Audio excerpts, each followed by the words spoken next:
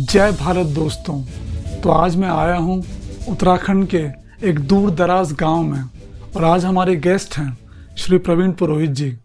प्रवीण पुरोहित जी एक बहुत ही बढ़िया लैंडस्केप और वाइल्ड लाइफ फोटोग्राफर हैं और पिछले 9 सालों से उत्तराखंड में जो उसकी सुंदरता है उसे बहुत ही सुंदर तरीके से कैप्चर कर रहे हैं। तो पुरोहित जी, आपका हमारे चैनल बरसों तक में बहुत बहुत स्वागत है। आपकी चित्रकारी तो हमने YouTube और सोशल मीडिया के माध्यम से बहुत देखी है, लेकिन मुझे यकीन है कि हमारी ऑडियंस उन फोटोज़ के पीछे की कुछ एक्सपीरियंसेस भी ज़रूर सुनना चाहती होगी। तो क्या आप हमें ऐसा कोई एक्सपीरियंस बता सकते हैं जो आपके लिए बहुत ही स्पेशल या डरावना या बहुत ही यादगार रहा हो?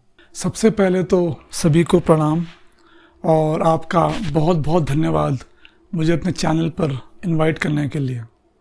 तो वैसे तो पिछले 9 सालों में मैंने पहाड़ों में अनगिनत सुंदर और मंत्रमुग्ध करने वाले मोमेंट्स एंजॉय किए हैं, लेकिन आज मैं आपको एक ऐसे एक्सपीरियंस के बारे में बताना चाहूँगा जिसके बारे में बहुत ही कम लोग जानते हैं। आपने खैंड पर्वत का नाम तो सुना ही होगा। खैंड पर्वत जो टिहरी में आता है, हाँ क्यों नहीं, उसे तो परियों का पर्वत भी कहते हैं ना। जीतू बगडवाल की कहानी यहाँ पे किसे नहीं पता। हाँ जी बिल्कुल। तो जिस एक्सपीरियंस को मैं आज आपसे शेयर करने जा रहा हूँ वो उसी खैंड पर्वत का है। आपकी आवाज़ से लग रहा है जैसे कि बहुत ही मनोरंजक कहानी सुनाने वाले हैं आप। मनोरंजक का तो पता नहीं, लेकिन डरावनी ज़रूर है। और हाँ, ये मेरी पहली कैंपिंग की कहानी है। तो बात सन 2015 की जनवरी की है। मैं अपने छोटे भाई के घर टिहरी गया हुआ था। उसके घर के ठीक सामने खैंड पर्वत दिखता है। उसने मुझे बताया कि कुछ महीनों पहले वो अपने दोस्तों के साथ उस पर्वत पर गया था और वहाँ एक रात रुका था। उसने मुझे ये भी बताया कि उसका अनुभव बहुत ही ज़्यादा डरावना था। तब मुझे पहाड़ों में आए हुए तकरीबन 6 महीने ही हुए थे और मैंने अकेले में कभी भी कैंपिंग नहीं की थी। तो मेरा मन हुआ कि क्यों ना मैं उस पर्वत पर एक रात बिताऊं और देखूं कि मुझे वहाँ कैसे शॉट्स मिलते हैं। और आपको उस समय ये पता था कि उसे परियों का देश कहते हैं? हाँ जी बिल्कुल पता था। तो आपको डर नहीं लगा वहाँ अकेले जाने में?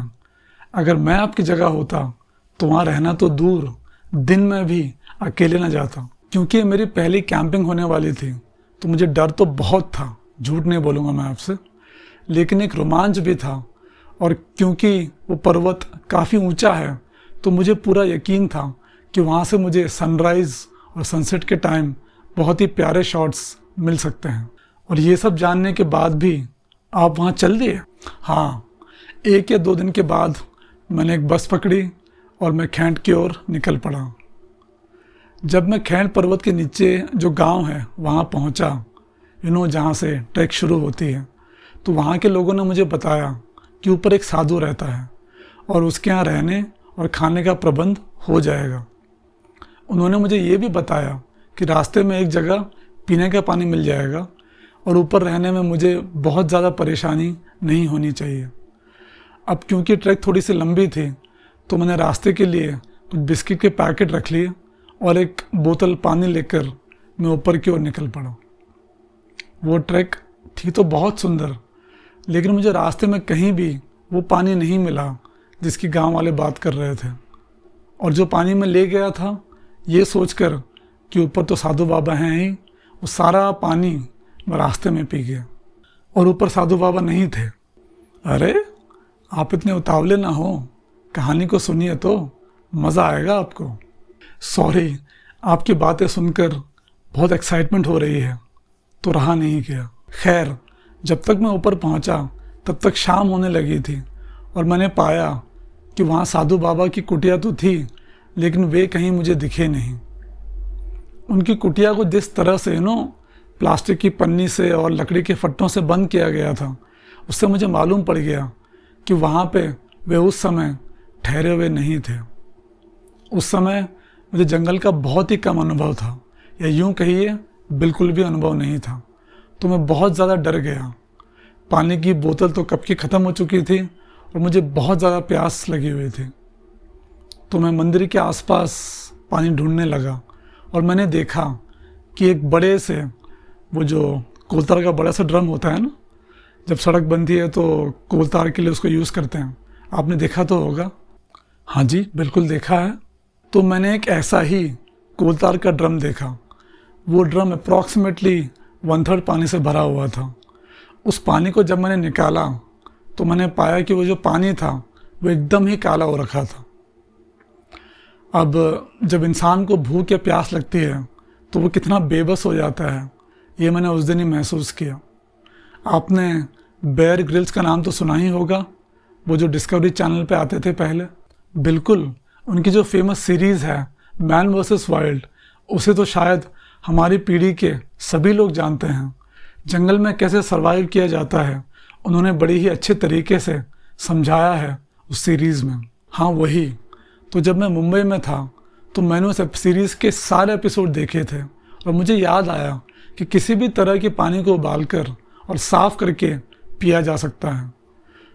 वहाँ पर न जाने कहाँ से एक बर्तन बाहर पड़ा हुआ था, तो मैंने उस बर्तन में थोड़ा सा पानी लिया, जंगल से लकड़ियाँ जमा की और फॉर्चुनेटली उस समय मेरे पास हमेशा एक लाइटर रहता था।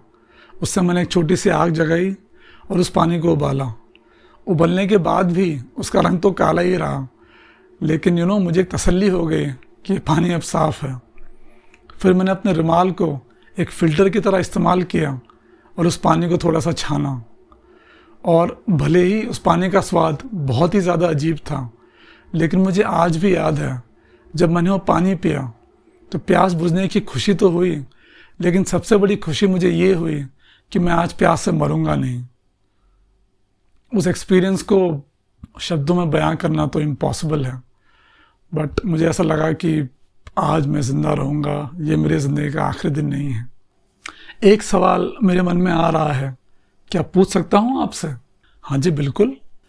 जब आपको मालूम पड़ा कि वहाँ पर पानी नहीं है, रहने की व्यवस्था नहीं है, यहाँ तक कि खाना भी नहीं है, तो आपने नीचे जाने की क्यों नहीं सोची? बहुत ही जायज़ सवाल है आपका।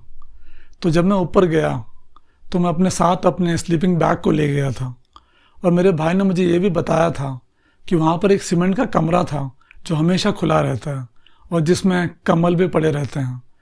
जब मैं ऊपर गया और मैंने साधु की कुटिया को बंद पाया, तो वो कमरा और कंबल मैंने सबसे पहले ढूंढा। पानी की व्यवस्था तो उस ड्रम के गंदे पानी से हो ही गई थी, और जहाँ तक खाने की बात थी, तो जैसे कि मैंने आपको पहले बताया कि मैं अपने साथ कुछ बिस्किट के पैकेट ले गया था। तो मैंने सोचा एक ही रात की बात है, रात कट जाएगी और सुबह गांव में जाकर मैं कुछ ढंग का खा लूँगा। लेकिन सबसे इम्पॉर्टेंट बात ये थी कि मैं एक लंबी ट्रैक करके उस जगह पर आया था, और मुझे विश्वास था कि शाम के टाइम पे और सुबह के टाइम पे मुझे बहुत ही बढ़िया लैंडस्केप शॉट्स मिल सकते हैं, तो वहाँ से वापस लौटने का तो सवाल ही नहीं था। ओके। तो आप आराम से उस रात वहाँ सो गए और आपको बहुत बढ़िया शॉट्स भी मिले। असली कहानी तो अब शुरू होती है सर, अभी तो कुछ हुआ ही नहीं है। आप भूल रहे हैं, मैंने कहा था कि एक बहुत ही डरावनी कहानी है। ओ हाँ, मैं तो भूल ही गया था। तो ऐसा क्या हुआ उसके बाद जो इस कहानी को इतना डरावना बनाता है? मुझे अब भी याद है कि वो एक बहुत ही सुंदर शाम थी। तो जो खेंड पर्वत है वह अप्रॉक्सीमेटली 3000 मीटर की हाइट पे है, और जैसे जैसे सूरज ढला, सूरज की रोशनी जो है उतनी ही प्यारी होती चली गई। मैंने कुछ फ़ोटोज़ खींची और काफ़ी देर तक मैं उसकी सुंदरता को निहारता रहा। जब सूरज अप्रॉक्सीमेटली या लगभग ढल गया तो मैंने एकदम से महसूस किया कि जो मौसम था वो बहुत ही ज़्यादा ठंडा हो गया था। मैंने अपने लाइटर का दोबारा इस्तेमाल करने की कोशिश की और मैंने सोचा कि एक छोटी सी आग जलाता हूँ, लेकिन तब तक भयानक पाला पड़ गया था और जो सूखे पत्ते थे मैं उन्हें भी जला नहीं पाया। जैसे ही सूरज ढला, तापमान एकदम से गिरा और मैं उस ठंड में बहुत ही भयानक तरीके से कांपने लग गया। जैसे अंधेरा हुआ, एक और चीज़ हुई। उस पर्वत की जो परियों की सारी कहानियाँ थी वो मेरे दिमाग में आने लगी, और मुझे इतना डर लगा कि मैं आपको क्या ही बताऊँ। आपको शायद पता नहीं होगा, लेकिन जब मैं उत्तराखंड आया था जुलाई 2014 के आसपास, तो उस समय मुझे सबसे ज़्यादा डर अंधेरे और जंगल से लगता था। अंधेरे और जंगलों से डर, वो भी आपको, आपका तो सारा काम ही जंगलों का है ना, और आपको उन्हीं से डर लगता था। अब मैं आपको क्या ही बताऊं सर कि मैं कितना डरपोक था। हमारे गांव में जो घर है उसमें एक टाइगर यानी कि शेर की तस्वीर थी। उस तस्वीर को देखकर मुझे कई रातों को नींद नहीं आती थी। हमारे गांव में बहुत टाइम तक लाइट नहीं थी और अंधेरा होने के बाद मैं अपने घर से एक कदम भी बाहर नहीं रख सकता था। मुझे उस टाइम पे इतना भयानक डर था।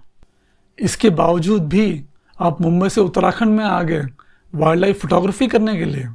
हिमालय ने बुला लिया सर, तो मैं कैसे ना आता। खैर कहानी पे आते हैं। तो क्योंकि अंधेरा हो ही चुका था और ठंड भी बहुत ज़्यादा हो गई थी, तो मैंने अपने आप को उस छोटे से सीमेंट के कमरे में बंद कर दिया। उस कमरे में सिर्फ एक लोहे का दरवाज़ा था, ना कोई खिड़की थी और ना कोई रोशनदान। शाम के अप्रॉक्सीमेटली आई थिंक 7 बजे के आसपास मैंने अपने स्लीपिंग बैग खोला, जो थोड़े से बिस्किट थे उसको खाया, थोड़ा सा पानी पिया और उस स्लीपिंग बैग में घुस गया। अब उस टाइम तक मैं स्लीपिंग बैग को लेके कभी भी जो सीमेंट की फर्श होती है उसके ऊपर नहीं सोया था। और 2 या 3 मिनट के बाद मैंने महसूस किया कि जो सीमेंट की ठंड थी वो स्लीपिंग बैग से घुसकर मुझ तक पहुंच रही थी।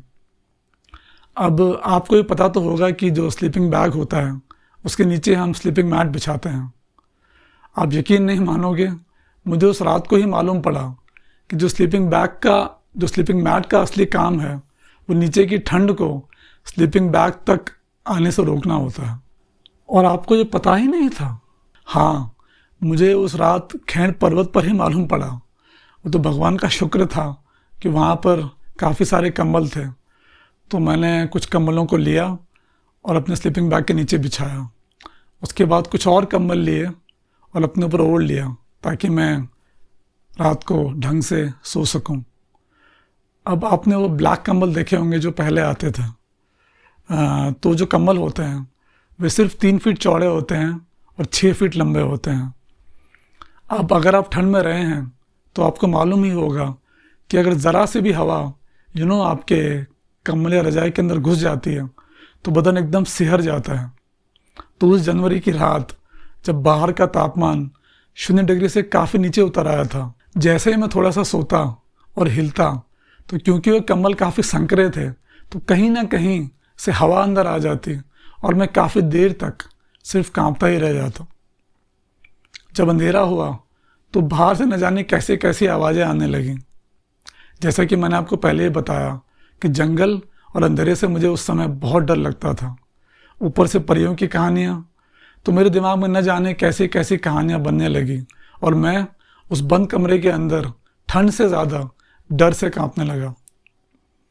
आज मुझे पता है कि वो जो आवाज़ें थीं, एक तो लंगूरों की थी जो रात को शायद किसी शिकारी को देखकर चिल्ला रहे थे, और दूसरी आवाज़ एक काकड़ की थी जो रात को मंदिर के आसपास शायद कुछ खा रहा था।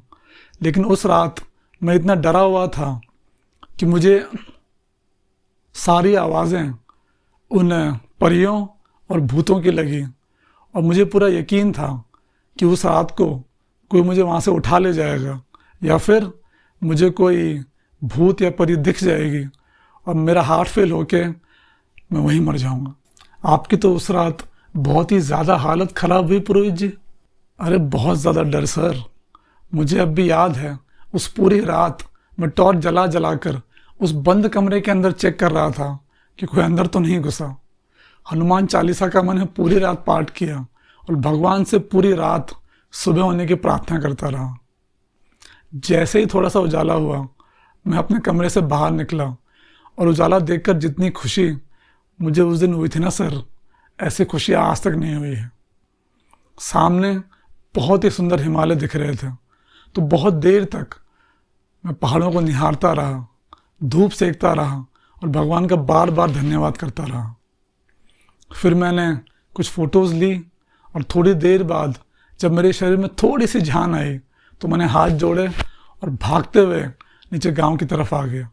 आपकी कहानी को सुनकर मेरे तो रोंगटे खड़े हो गए पुरोहित जी। एक और इंटरेस्टिंग सवाल है, तो क्या आप उस पर्वत पर दोबारा गए या फिर दोबारा जाना चाहोगे? दुर्भाग्यवश उस पर्वत पर मैं अब तक दोबारा नहीं जा पाया हूँ, लेकिन अगला मौका मिलते ही मैं ज़रूर जाना चाहूँगा। और क्योंकि इस बार मुझे जंगलों का थोड़ा सा एक्सपीरियंस हो रखा है, तो होपफुली इस बार जब मैं जाऊँगा तो पिछली बार से थोड़ा सा मुझे डर कम लगेगा और मैं उस जगह को थोड़ा सा एंजॉय भी कर पाऊँगा। बहुत बहुत धन्यवाद पुरोहित जी, इतनी मज़ेदार और डरावनी कहानी सुनाने के लिए।